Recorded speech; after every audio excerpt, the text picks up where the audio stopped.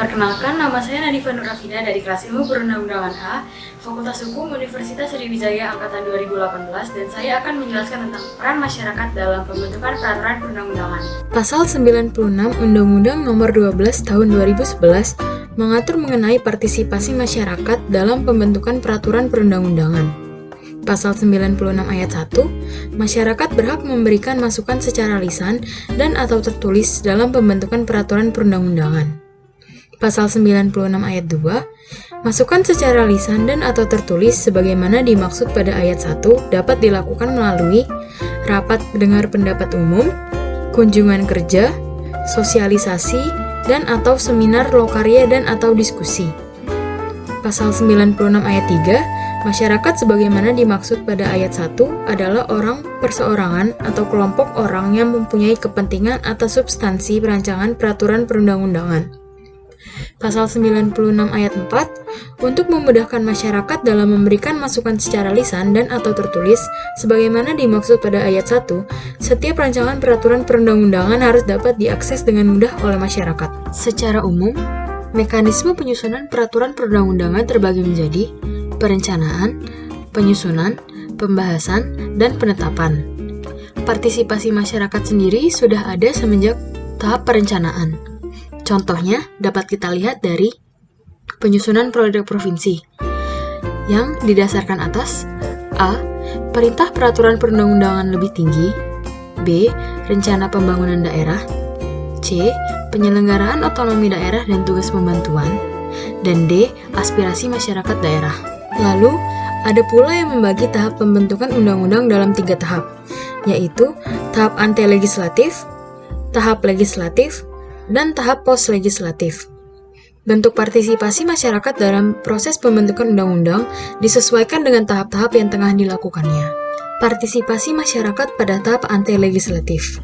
Partisipasi masyarakat pada tahap ini dapat berupa penelitian, diskusi lokarya dan seminar, pengajuan usul inisiatif, dan perancangan terhadap suatu rancangan undang-undang. Partisipasi masyarakat pada tahap legislatif. Partisipasi masyarakat pada tahap ini dapat berbentuk audiensi atau RDPU di DPR, RUU alternatif, masukan melalui media cetak, masukan melalui media elektronik, unjuk rasa, diskusi lokarya dan seminar. Partisipasi masyarakat pada tahap pos-legislatif. Pada tahap ini, partisipasi masyarakat dapat berupa unjuk rasa terhadap undang-undang baru, tuntutan pengujian terhadap undang-undang, dan sosialisasi undang-undang. Mengutip pendapat Hamzah Haling dan Kemal Redindo Syahrul Putra dalam Jurnal Ilmu Hukum Amanagapa, di antara model partisipasi yang dapat dilakukan dalam pembentukan peraturan antara lain: A.